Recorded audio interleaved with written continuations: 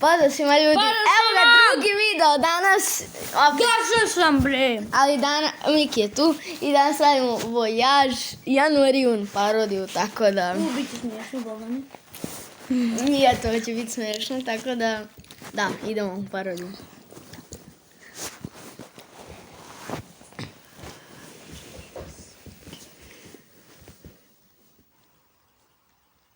Voyage Januar and June.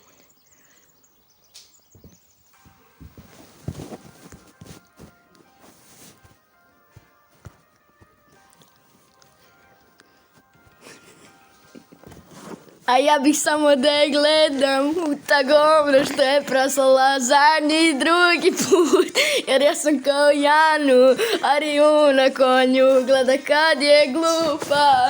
Ma ona je smrnula, gli kako ima ružne oči, ona samo ide da kaki, ja nemam ni para, ova Glovo aplikacija mi ne može biti drug.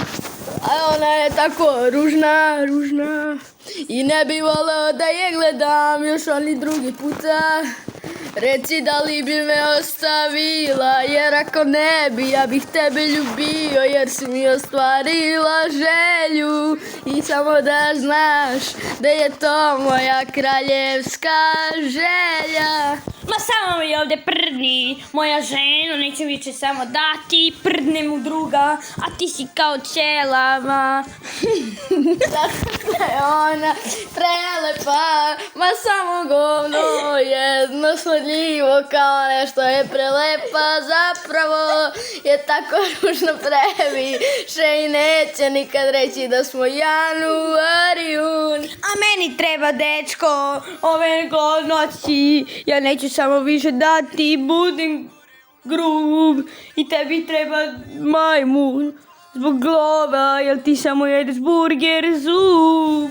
A to je tako, a meni treba Januarijun, zbog oči glupe u glubu, jer rekao sam ti da si tup, a ona bila tupa do sutra, sad je postala pametna, jer ako ne bi rekla, to bi bilo, ona je tako glupa.